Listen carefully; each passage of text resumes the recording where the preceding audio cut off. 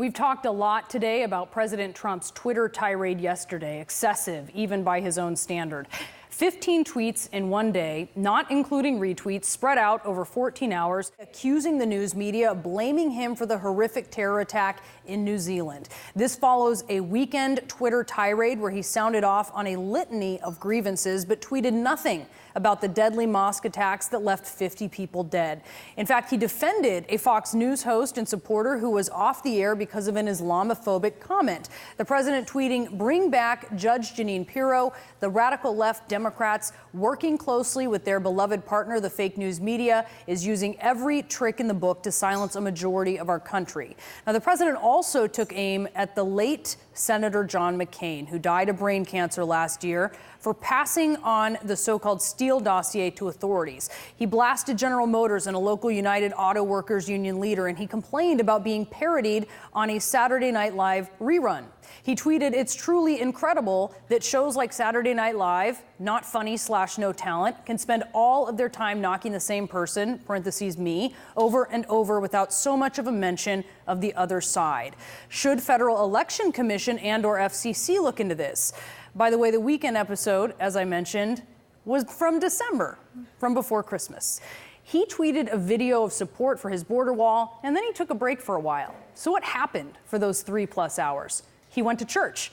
That's right, before the president returned to Twitter in the afternoon to call out a local auto union chief for the closure of a GM plant, retweeted a bunch of people who said, among other things, that they hate John McCain, and wrapped up his day just after 10 p.m. with an all caps "Make America Great Again." He was sitting in a pew, the president's pew, with the First Lady at St. John's Episcopal Church across Lafayette Park from the White House, listening to a sermon about courage, envy, and the importance of confronting hateful rhetoric in the wake of the attack on 2 mosques that killed 50 people in New Zealand on Friday.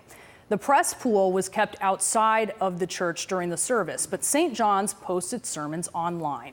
And here is some of what the president heard from Reverend Bruce McPherson. Perhaps we're called, whenever we overhear or oversee hateful slurs against other people, perhaps we need the holy courage to call them out and to say, that's just not us. It's just not the way we are.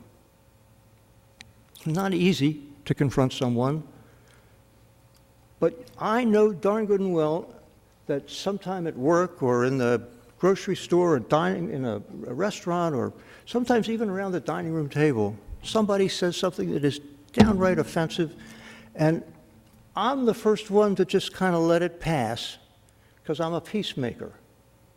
But maybe we shouldn't be so ready to do that. We don't want to put an end to hateful rhetoric because it's a nice thing to do, or because it offends our sensibilities, or because it's not in accordance with the First Amendment. We need to stop that stuff because it's a sin against the gospel. It takes courage, I know, but it's up to us. Courage is contagious. And acting courageously, especially in the light of some kind of speech like that, catches on and spreads. After hearing that, the president and the First Lady greeted parishioners around them during what's called the passing of the peace. Then they received communion and left. And at 1:38 p.m., the president began tweeting again.